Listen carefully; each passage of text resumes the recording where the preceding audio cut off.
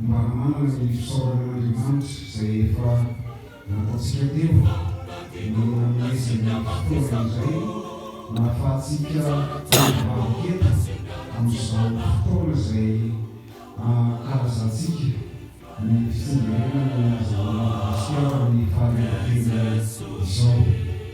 Fisaoran'Andriamanitra satria fikasana antsika fa raha tsy izy no mandatra dia tsy mitateraka izany. Faharoa manaraka izay misaotranareo raha mandrena-panahy eo amin'ny FFKM izay tonambavaka ny firenena, tonambavaka ny mpitany, tonambavaka ny vahoaka. Ny loahevitra mpanjinitsika moa ny fankalazana izao dia hoe fanavaosana ho amin'ny fandrosoan'ny Madagasikara. Dia hoe tonga dia mieritreritra sabentsana fa ny mpitondra irery no mitondra ny fanavaosana. Fakay rehefa mihaino ny tompon-teny dia zahosanao amin'ny maha-olon-tsotra maha-olom-pirenena no mila mihavao, no mila ny sitrapon'ny tsirairay avy fa manao ny sitrapon'Andriamanitra.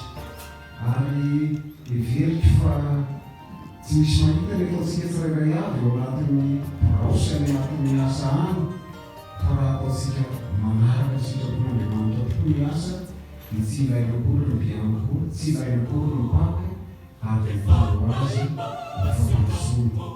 Ka dia mankasitraka nareo ray aman-dreny FFKM, tsy mifampiresaka ny FFKM sy ny fiangonana adventista mitandrina ny andro fahafito izay nanaovana ny fahampatary izao maro, ka dia mitovy ny tafatra ary misy teboka miresaka mihitsy ny miaraka izay saotsy fa voalaina iny tafatra ary io izay fa mifanahy masina ny bitsika no misy hafatra tsara izay dia mizarana tsirairay ny tsaratsako sy mieritreritra ny tokony ho atao.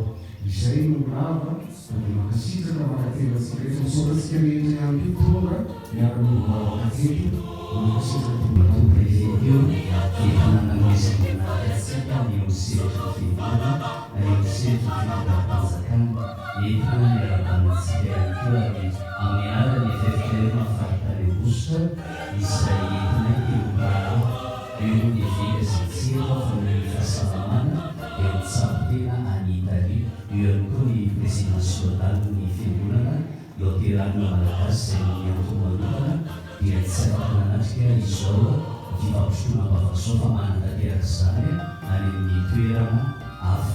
Ampifaliana rehefa manao tompony ara-banantsika amin'ny anaran'i Jesosy Kristy lohan'ny fiangonana natratra izao fotoana lehibe natao hisotroana-bavaka ny firenena izao.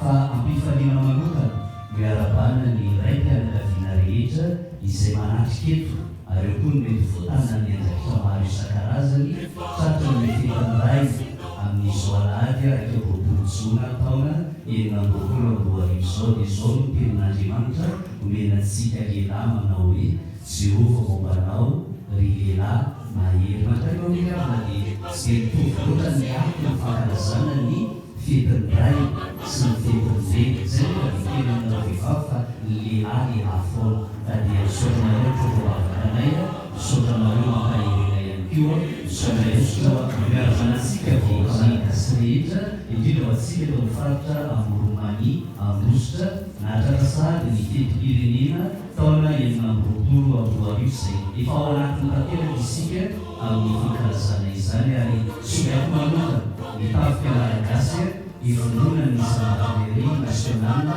ny polisy pirenena ary ianareo ao anatin'ny fandarana ny fonja satria dia ny fotoana-taso ihany koa dia antonareo manokana, fetinareo manokana. Ary izay mpitondra fiangonana dia mitaizany fiangonana hanaja ny manam-pahefana, hankatony manam-pahefana satria ianareo ny voatendron'Andriamanitra hitantana hitondra ary tsy afaka ny tsy hiteny sika ry havana fa ny fitondrana ankehitriny dia ao anatin'ny fitondrana eo ambany fitondranareo, eo ambany fitantananareo ihany koa miarabanareo izahay amin'izao fetonareo ao anatin'ny volana izao ary mitondro mavakanareo mahaleo arasina ny amin'ny akiva manaraka masina akin'ny fireneny akin'ny firenena akin'ny fiarahamonina rindrindra anatina manazaniko izy amin'nyekezaretsika hoe roso amin'ny hoe fanavaozana roso amin'ilay io ny fihezotsika azy teo conservation nationale